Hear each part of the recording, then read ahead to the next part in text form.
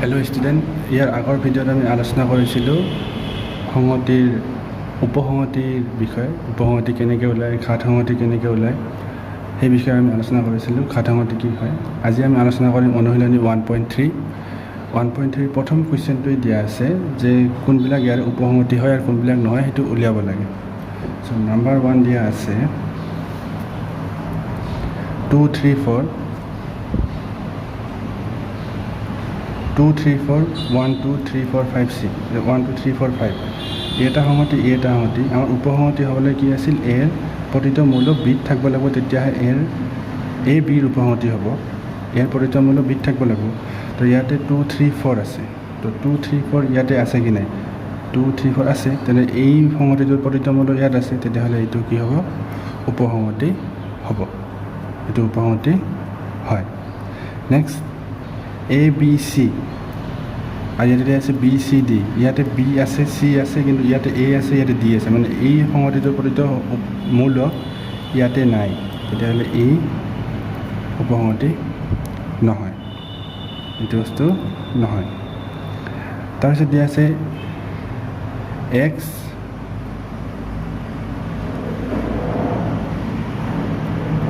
তাৰপিছত দিয়া আছে এক্স চাৰ্জ ডেট এক্স তোমাৰ স্কুলৰ একাদশ শ্ৰেণীৰ ছাত্ৰৰ সংখ্যা, মানে একাদশ শ্ৰেণীৰ কিমানজন আছে ছাত্ৰ তোমাৰ শ্ৰেণীটোত, স্কুলৰ একাদশ শ্ৰেণীৰ ছাত্ৰ।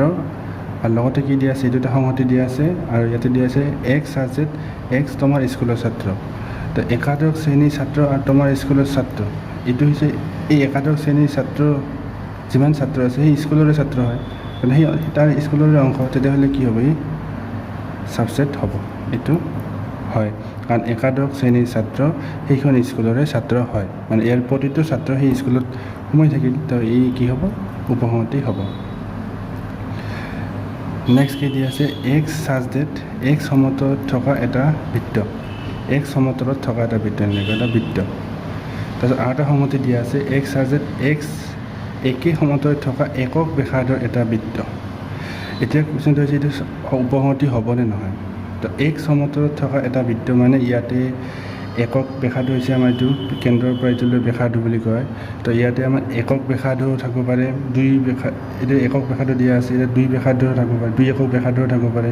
3 একক ব্যাসাৰ্ধও থাকিব পাৰে, কাৰণ ইয়াতে আমাক ধৰি দিয়া নাই যে সমতলত থকা এটা বৃত্ত বুলি কোৱা হৈছে। তো এইটো 1 একক ব্যাসাৰ্ধও হ'ব পাৰে, 2 এককো হ'ব পাৰে, 3 এককো হ'ব পাৰে, 4 এককো হ'ব পাৰে। তো ইয়াতে চব সোমাই আছে, একেবাৰে 1 to ইনফিনিটিলৈকে আছে। তো ইয়াতে অনলি 1 একক বুলি কোৱা হৈছে। তো ইয়াতেতো গোটেইখিনি বস্তু সোমাই আছে। তো এই গোটেই ডাঙৰ সংহতিটো ইয়াতে কেনেকৈ হ'ব, ডাঙৰটো নহয়, কাৰণ সেই ডাঙৰ সংহতিটো ইয়াৰ উপসংহতি কেনেকৈ হ'ব, নহ'ব। সৰু সংহতি এটাই তাৰ উপসংহতি হ'ব পাৰে। তো এই ক্ষেত্ৰত এইটো কি নহ'ব, উপসংহতি নহ'ব। কিন্তু ইয়াৰ উপসংহতি হ'লে যদি এইটো থাকিলে যে এক্স চাৰ্জ ডেট এক্স একে সমতলত থকা এটা একক ব্যাসাৰ্ধৰ বৃত্ত, তেতিয়াহ'লে এইটো ইয়াৰ উপবৃত্ত হ'ব, কাৰণ ইয়াতে গোটেইখিনি সোমাই আছে, একক 1 একক 2 একক 3 একক 4 একক 5 একক চব সোমাই আছে। এতিয়াতো গোটেইখিনি সোমাই আছে, ইয়াতে অনলি কোৱা আছে 1 একক। তো এইটোতো এটা ডাঙৰ সংহতি। তো ডাঙৰ কেতিয়াও সৰুৰ লগত কি হ'ব নোৱাৰে, উপসংহতি হ'ব নোৱাৰে। তো সদায় সৰুটোহে ইয়াৰ লগত উপসংহতি হ'ব, বা ইকুৱেল থাকিলেহে তাৰ উপসংহতি হয়। তো এই ক্ষেত্ৰত কি হ'ব, ই ডাঙৰ হৈ থাকিল, তো ই কেতিয়াও ইয়াৰ উপসংহতি নহয়, তো ই উপসংহতি নহ'ব। নাম্বাৰ 5 এক্স চাৰ্জ ডেট এক্স সমতলত থকা এটা ত্ৰিভুজ আৰু এক্স চাৰ্জ ডেট এক্স এটা সমত দুটা বেলেগ বেলেগ, এতিয়া তোমাদেৰ উপসংহতি হ'ব নোৱাৰে। এতিয়া ত্ৰিভুজ দিয়া আছে, এতিয়া আয়ত দিয়া আছে, দুটা বেলেগ বেলেগ, তো এইটো উপসংহতি নহয়। তাৰপিছত দিয়া আছে এক্স চাৰ্জ ডেট এক্স সমতলত থকা এটা সমবাহু ত্ৰিভুজ, এক্স সমতলত এটা সমবাহু ত্ৰিভুজ। ত্ৰিভুজ কি আছে, আমাৰ সমবাহু ত্ৰিভুজ আছে, সমদ্বিবাহু ত্ৰিভুজ আছে, সমকোণী ত্ৰিভুজ আছে, বিষমবাহু ত্ৰিভুজ আছে। তো এনেকৈ ত্ৰিভুজ দিয়া আছে। আৰু এটা কি আছে, একেখন সমতলত থকা এটা ত্ৰিভুজ। তো একেখন সমতলত থকা মানে ইয়াতে যিমান আমাৰ ত্ৰিভুজ আছে গোটেইখিনি ইয়াতে আছে, সমবাহুৰ পৰা সমদ্বিবাহুৰ পৰা সমকোণী,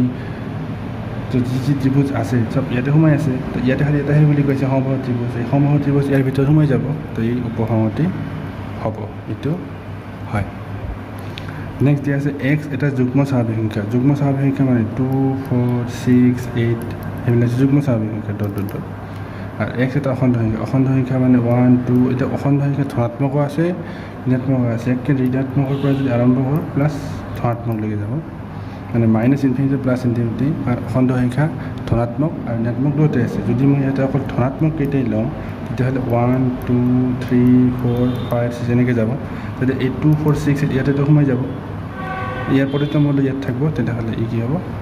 উপসংহতি হ'ব তো 1 নম্বৰটো উপসংহতি হয় 2 নম্বৰটো নহয় 3 নম্বৰটো হয় 4 নম্বৰটো নহয় 5 নম্বৰটো নহয় 6 নম্বৰটো হয় আৰু 7 নম্বৰটো হয় নেক্সট আৰু কুৱেশ্যন নম্বৰ 2 ইয়াতে দিয়া আছে কিছুমান সংহতি দিয়া আছে ইয়াতে কোনটো সত্য আৰু কোনটো অসত্য সেইটো উলিয়াব দিছে তো প্ৰথমটো দিছে এ বি বি চি এৰ মানে এইটো এটা সংহতি এইটো এটা সংহতি উপসংহতি নহয় তো এ বি ইয়াতো আছে ইয়াতো আছে তো এইটো উপসংহতি হয় আমাৰ উপসংহতি হ'বলৈ কি ইয়াৰ এই সংহতিৰ প্ৰতিটো মূল্য ইয়াত থাকিব লাগিলে কি হয় উপসংহতি হয় তো ইয়াৰ প্ৰতিটো মূল্য ইয়াত আছে তো এ বি ইয়াতো আছে তো ইয়াতে কি দিয়া আছে এইটো উপসংহতি নহয় বুলি দিয়া আছে তেতিয়াহ'লে এইটো কি হ'ব অসত্য সত্য নহয় এইটো কাৰণ ইয়াৰ উপসংহতি হয় নেক্সট এ ই উপসংহতি চিন দিয়া আছে এক্স এটা ইংৰাজী বৰ্ণমালাৰ স্বৰবৰ্ণ ইংৰাজী বৰ্ণমালাৰ স্বৰবৰ্ণ মানে এ ই আই অ' ইউ এইকেইটা হয় তো ইয়াৰ প্ৰতিটো মূল্য ইয়াত আছে না আছে তেনেহ'লে কি দিয়া আছে উপসংহতি বুলি কোৱা আছে তেতিয়াহ'লে এইটো কি হ'ব সত্য 2 নম্বৰটো হ'ব সত্য নম্বৰ 2 সত্য নাম্বাৰ 3 এইটো উপসংহতি দিয়া আছে তো উপসংহতি কি বুলি দিয়া আছে যে 1 2 3 উপসংহতি 1 3 5 মানে ইয়াৰ প্ৰতিটো মূল্য ইয়াত আছে মানে সেই বুলি লিখা আছে তো ইয়াতে 1 2 আছে ঠিকে আছে 3 2 আছে 2 আছে নেকি নাই তো এইটো উপসংহতি হ'ব নেকি নহয় তো এইটো অসত্য তো কি হ'ব অসত্য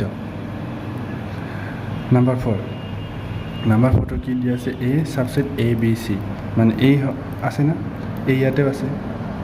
এই সংহতিৰ প্ৰতিটো মূল্য ইয়াতে আছে এটাই মূল্য আছে এই মূল্যটো ইয়াতে আছে তেনেহ'লে এইটো কি হ'ব সত্য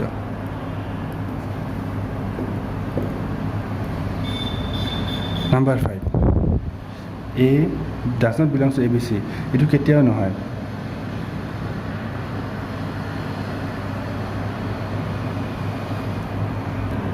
মইতো লিখোঁতে ভুল হৈছে এইটো বিলংছ টু হ'ব ডাজ নট নহয় বিলংছ টু আছে কুৱেশ্যনত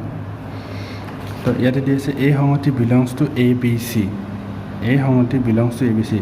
সংহতি কেতিয়াও বিলংছ চিন নবহে সংহতিত হ'লে ছাবছেট চিনটোহে থাকিব ছাবছেট থাকিব পাৰে ইকুৱেল থাকিব পাৰে কিন্তু সংহতিত বিলংছ নহয় যদি মৌল হ'ল হয় যে a belongs to A B C তেতিয়া হ'ব এইটো যিহেতু সংহতি তো এই ক্ষেত্ৰত এইটো অসত্য কাৰণ এইটো সংহতিৰ লগত কেতিয়াও বিলংছ নবহে এইটো ছাবছেট থাকিব পাৰে বা ইকুৱেল থাকিব পাৰে কিন্তু বিলংছটো কেতিয়া পাব যেতিয়া মৌল থাকিব যে 1 বিলংছ টু এ এই সংহতিত থাকিব সেইটো আমি আগতে এটা কৰিছিলোঁ যে 1 বিলংছ টু হয়নে নহয় বিলংছ টু আৰু ডাজ নট বিলংছ টু এটা এক্সাৰচাইজ কৰিছিলোঁ এক্সাৰচাইজত আছিল 1.1 এক্সাৰচাইজত আছিল ক'ত বিলংছ টু হয় ক'ত বিলংছ সেইটো অকল মৌলৰ ক্ষেত্ৰত হয় সংহতিৰ ক্ষেত্ৰত নহয় তো এইটো অসত্য তো নেক্সট দিয়া আছে এক্স আৰ জেড এক্স এটা ছয়তকৈ সৰু স্বাভাৱিক সংখ্যা ছয়তকৈ সৰু যুগ্ম স্বাভাৱিক সংখ্যা মানে 2 4 ছয়তকৈ সৰু যুগ্ম স্বাভাৱিক সংখ্যা 2 4 তাৰ মাজত কি দিয়া আছে ছাবছেট চিন দিয়া আছে আৰু কি দিয়া আছে স্বাভাৱিক সংখ্যা মানে 1 2 3 4 5 ডট ডট ডট এতিয়া ইয়াৰ প্ৰতিটো মূল্য ইয়াত আছে কি নাই আছে মানে উপসংহতি বুলি কোৱা আছে তেনেহ'লে এইটো কি হ'ব সত্য তো নাম্বাৰ 6টো হ'ব সত্য ইয়াতে প্ৰথমটো অসত্য নাম্বাৰ 2টো সত্য নাম্বাৰ 3 অসত্য নাম্বাৰ 4 সত্য নাম্বাৰ 5 অসত্য নাম্বাৰ 6 সত্য এতিয়া আমি কুৱেশ্যন নাম্বাৰ 3 ইয়াতে এটা সংহতি দিয়া আছে এ ইকুৱেল টু 1 2 3 4 5 এইটো এটা সংহতি দিয়া আছে কুৱেশ্যনটোত চাবা এইটো দিয়া আছে এতিয়া ইয়াতে 11টা কুৱেশ্যন দিয়া আছে কোনটো সত্য আৰু কোনটো অসত্য আমাৰ উলিয়াব লাগে কোনটো সত্য আৰু কোনটো অসত্য সেইটো আমাৰ উলিয়াব লাগে তো সংহতিটো দিয়া আছে এইটো 3 নম্বৰ এতিয়া কোনটো সত্য আৰু কোনটো অসত্য সেইটো উলিয়াব লাগে প্ৰথমতে দিয়া আছে 1 3 4 সাবসেট এ এতিয়া এই 3 4 ইয়াতে এইটো এটা সংহতি নহয় এইটো এটা মৌল একেলগে থকা এটা মৌল দুটা বস্তু আমি একেলগে যাব সেপাৰেটকৈ নাযায় তো 3 4 এটা মৌল সংহতি নহয় ব্ৰেকেট থাকিলেও এইটো এটা মৌলে বুজাব একেলগে থকা এটা মৌল তো ইয়াতে প্ৰথম কুৱেশ্যন দিছে 3 4 সাবসেট ই এটা মৌল কেতিয়াও সাবসেট নহয় ই বিলংছ টু হ'ব তো ই হ'ব অসত্য শুদ্ধটো হ'ব এইটো যে 3 4 বিলংছ টু এ হ'ব 3 4 বিলংছ টু এ হ'ব নাম্বাৰ 2 দিয়াই আছে কুৱেশ্যন নাম্বাৰ 2 3 4 বিলংছ টু এ এইটো মই অলপ আগতে লিখিলোঁ এইটো সত্য হয় এইটো সত্য হ'ব নাম্বাৰ 3 দিয়া আছে 3 4 আৰু ব্ৰেকেট দিয়া আছে ছাবছেট এ অলপ আগতে ক'লোঁ যে এইটো এটা মৌল হয় যাৰ কাৰণে এই ছাবছেট নহ'ল তো এই মৌলটোৰ লগত যদি আৰু এটা ব্ৰেকেট দিয়া হ'ব এইটো এটা সংহতি হৈ যাব তো এই ক্ষেত্ৰত কি হ'ব এইটো সত্য কাৰণ এইটো এটা সংহতি এই সংহতিটো ইয়াত এড আছে তেতিয়াহ'লে এই কি হ'ব সত্য হ'ব নাম্বাৰ 4 1 বিলংছ টু এ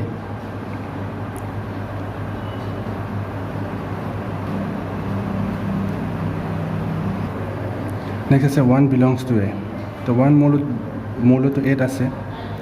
আছে না তো এইটো হ'ব সত্য নাম্বাৰ 5 1 ছাবছেট এ তো 1টো মৌলহে হয় তো মৌলৰ ক্ষেত্ৰত এই বিলংছ টু হয় তো ইয়াতে কি দিছে ছাবছেট এইটো এটা সংহতি নহয় 1 এটা মৌলহে তেতিয়াহ'লে এইটো কি হ'ব অসত্য ই হ'ব অসত্য এইটোহে সত্য নাম্বাৰ 6 1 2 5 ছাবছেট এ 1 2 5 ছাবছেট এ যে ইয়াৰ প্ৰতিটো মৌল আমাৰ এই সংহতিটোত আছে কি নাই 1 আছে 2 আছে 5 আছে তেনেহ'লে এই প্ৰতিটো মৌল ইয়াতে আছে তেনেহ'লে ই উপসংহতি হয় তেতিয়াহ'লে ই হ'ব সত্য নাম্বাৰ 7 দিয়া আছে 1 2 5 বিলংছ টু এ এইটো নহ'ব কাৰণ এইটো এটা সংহতি হিচাপেহে ছাবছেট হ'ব এইটো যদি 1 থাকিলে বা 2 থাকিলে বিলংছ টু এ হ'লে তো যিহেতু এই 1 2 5 এটা সংহতি হিচাপে আছে এইটো বিলংছ নহয় তো ই হ'ব ছাবছেট তো এইটো হ'ব অসত্য এইটো ক্ষেত্ৰত এইটো শুদ্ধ হ'ব 1 2 5 ছাবছেট এ হ'ব বিলংছটো কেতিয়া নহয় এতিয়া নাম্বাৰ 8 1 2 3 ছাবছেট এ তো আমাৰ ছাবছেট হ'বৰ কাৰণে কি লাগে যে ইয়াৰ প্ৰতিটো মৌল ইয়াত থাকিব লাগে ঠিক আছে তো 1 2 এ সংহতিটোত আছে 1 2 এ সংহতিটোত আছে তাৰপিছত 2 2 এ সংহতিটোত আছে তো 3 2 এ সংহতিটোত আছে কিন্তু 3 অকলে আহিব নোৱাৰে 3 আহিলে এই 3 4 লগত লৈ আহিব লাগিব তো সেই ক্ষেত্ৰত ই অকলে আহিছে এইটো অকলে নাই তাত একেলগে আছে দুটা বস্তু 3 4 তো এই ক্ষেত্ৰত এইটো অসত্য হ'ব এই ক্ষেত্ৰত এইটো অসত্য কাৰণ 3 অকলে নাই সেইটো দুটা মৌল একেলগে আছে 3 4 তো ই আহিলে একেলগে আহিব লাগিব তেতিয়াহে ই ছাবছেট হ'ব নহ'লে ই ছাবছেট নহয় এইটো অসত্য number 9 5 belongs to A 5 belongs to A তো 5 কেতিয়াও বিলংছ নহয় আমি কালি এটা ভিডিঅ'ত কৈছিলোঁ যে 5 সকলোৰে উপসংহতি হয় তো এইটো ক্ষেত্ৰত কি হ'ব অসত্য হয় মানে 5 সদায় ছাবছেটহে হ'ব ছাবছেট এ হ'ব বিলংছ কেতিয়াও নহয় নাম্বাৰ 10 5 ছাবছেট এ এইটো হয় সত্য 5 ছাবছেট এ এইটো হৈছে সত্য অলপ আগতে ক'লোঁ তাৰপিছত 5 ছাবছেট এ 5টো কেতিয়াও এনেকৈ লিখাই নহয় এইটো মানে ৰিক্ত সংহতি বুজায় 5 মানে ৰিক্ত সংহতি বা এইটো মানে ৰিক্ত সংহতি তো ইয়াৰ মাজত যদি দিয়া হয় ৰিক্ত সংহতিও নহয় সংহতিও নহয় তো এই ক্ষেত্ৰত এইটো কি হ'ব অসত্য এই ক্ষেত্ৰত এইটো অসত্য হ'ব তো প্ৰথমটো পাইছোঁ আমি অসত্য নাম্বাৰ 2টো সত্য নাম্বাৰ 3টো সত্য এইটো কিয় সত্য কাৰণ এইটো এটা সংহতি এইটো এটা সংহতি নহয় এইটো মৌল হিচাপে আছে 3 4 এটা মৌল যিহেতু ইয়াতে যদি আৰু এটা ব্ৰেকেট আহে তেতিয়া এইটো ছাবছেট হ'ব তো 3 4 এইটো ছাবছেট কেতিয়া বিলংছ টু হ'ব 3 4 বিলংছ টু সত্য হ'ব এইটো ছাবছেটটো এ সত্য 1 বিলংছ টু এইটো সত্য 1 ছাবছেট কেতিয়াও নহয় এইটো যিটো মৌল সংহতি হিচাপে থাকিলে সত্য হ'লে 1 2 5 ছাবছেট এ এইটো সত্য 1 2 5 বিলংছ টু এ কেতিয়াও নহয় কাৰণ এইটো সংহতি তো 1 2 3 ছাবছেট এ এইটো হ'ল হয় যদি 3 লগত 4টো আহিল হয় 3 অকলে অহাৰ কাৰণে এইটো নহ'ল এইটো অসত্য হ'ল তো 5 বিলংছ টু এইটো অসত্য 5 ছাবছেটেই হয় সদায় কেতিয়াও এই বিলংছ নহয় সেইকাৰণে এইটো সত্য আৰু লাষ্টটো অসত্য তো কুৱেশ্যন নম্বৰ 3 ইমানলৈকে আছিল তো আজিলৈকে ইমানেই থাকিল নেক্সট ভিডিঅ'ত আমি আলোচনা কৰিম কুৱেশ্যন নম্বৰ 4, 5, 6 ৰিমেইনিং যিকেইটা আছে। তো আজিলৈ ইমানেই, ধন্যবাদ।